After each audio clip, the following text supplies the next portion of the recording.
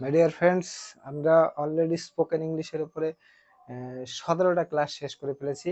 আজকে হচ্ছে 18তম ক্লাস, যেখানে গত দুদিন ধরে আমরা লেটস এই শব্দটাকে, লেট এবং লেটস এই শব্দ দুটোকে ব্যবহার করে আমরা কাউকে কোনো কাজ করার অনুমতি দেওয়া বা নেওয়ার ক্ষেত্রে এই শব্দ দুটো ব্যবহার করি, এবং এটা নিয়ে অনেক উদাহরণ আমরা দেখেছি কিভাবে আমরা সেগুলোকে ব্যবহার করতে পারি, সেগুলো দিয়ে সেন্টেন্স কিভাবে মেকিং করতে পারি সেগুলো দেখেছি।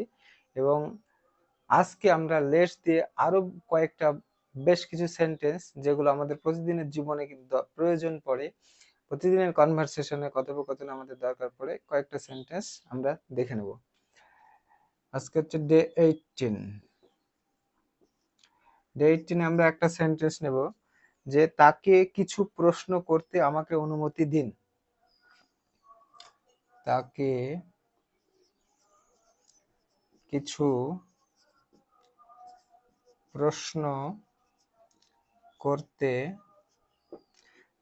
প্রশ্ন করতে আমাকে অনুমতি দিন।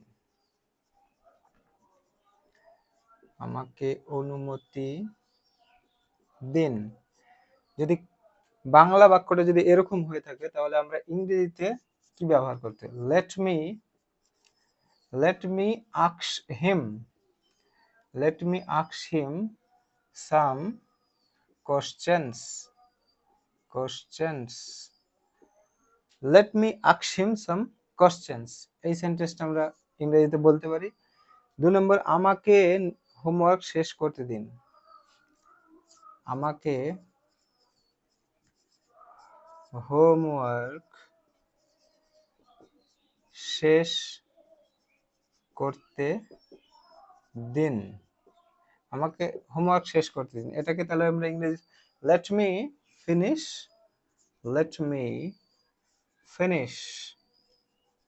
The homework. আরো সেন্টেন্স নেব আমরা। 3 নম্বর, চলো সভাপতির সাথে দেখা করি। চলো সভাপতির সাথে দেখা করি। চলো সভাপতি, লেটস মিট দ্য চেয়ারম্যান। সভাপতির সাথে। এই যে এই সেন্টেন্সটা আমি লিখলাম, যে চলো সভাপতির সাথে দেখা করি, এটা না বলে আমরা চলো ভাইয়ের সাথে দেখা করি, তাহলে কি বল? Let's meet my brother. চলো বোনের সাথে, লেটস মিট মাই সিস্টার। চলো বাবার সাথে দেখা করি, লেটস মিট ফাদার। এরকম অনেক ধরনের সেন্টেন্স আমরা একটা স্ট্রাকচার শিখে গেলে অনেক সেন্টেন্স আমরা কিন্তু নিজে থেকেই বলতে পারবো, তৈরি করতে পারবো। চলো কাজটা একসাথে করা যায়। চলো কাজটা একসাথে করা যাক।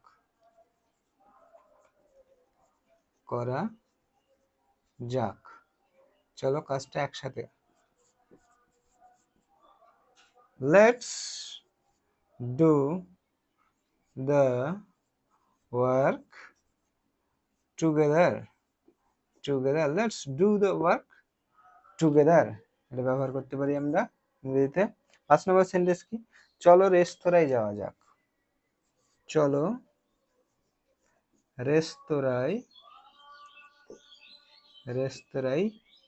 যাওয়া যাক। তাহলে কি বলবো এটা? Let's go to the restaurant. Let's go to the restaurant. চলো রেস্তোরাঁয় যাওয়া যাক। আমরা রেস্তোরাঁয় যাওয়া যাক না বলে চলো বাজারে যাওয়া যাকও বলতে পারি। তাহলে let's go to the market. চলো আমরা বাড়িতে যাই, এটাও বলতে পারি। তাহলে আমরা ইংরেজিতে কি বলবো? Let's go to the home. যদি বলি আমরা শপিং মলে যাব, তাহলে কি বলবো? Let's go to the shopping mall. আমরা যদি বলি চলো রাস্তায় যাই, let's go to the road. এই ধরনের অনেক সেন্টেন্স কিন্তু একটা স্ট্রাকচার জানা থাকলে আমরা অনেক সেন্টেন্স তৈরি করতে পারি। 6 নাম্বার সেন্টেন্সে কি দেখবো? আমাকে চেক করতে দিন। আমাকে চেক করতে দিন, আমাকে চেক করতে দিন। তাহলে কি ব্যবহার করব? Let me check, let me check this. আমাকে এটি চেক করতে দিন বা আমাকে চেক করে, লেট মি চেক দিস। আমাকে সাহায্য করতে দিন,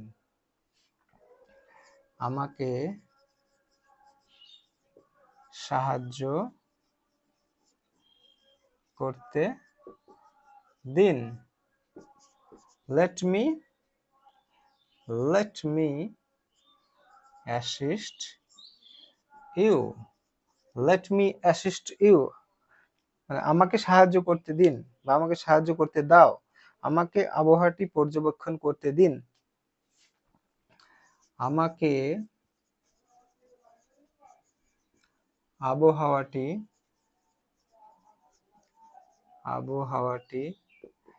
পর্যবেক্ষণ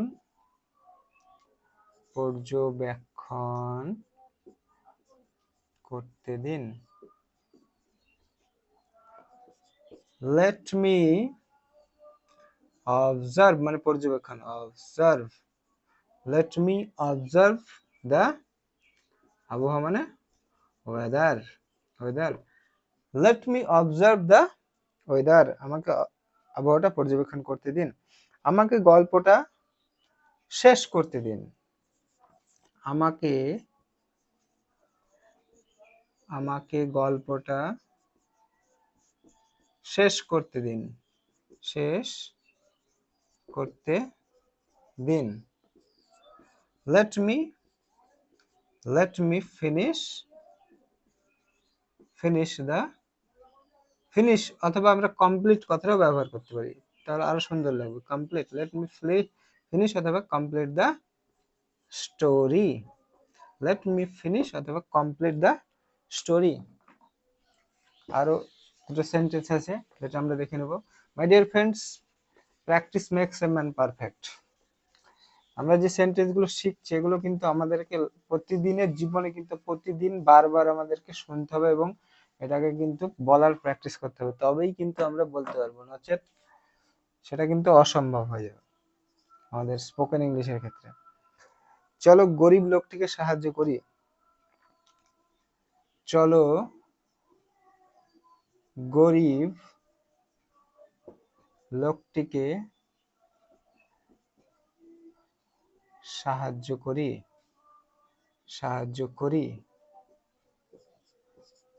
লেটস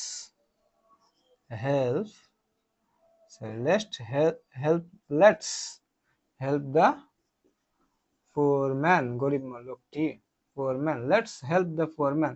চলো বড় লোকটিকে সাহায্য করি, তাহলে কি হবে? Let's help the rich man. চলো রাস্তার লোকটিকে সাহায্য করি, let's help the pedestrian, the road man. চলো একটা সভার আয়োজন করি, চলো একটা সভার আয়োজন করি। Let's arrange a meeting, meeting মানে সভা আমরা জানি। Let's arrange a meeting.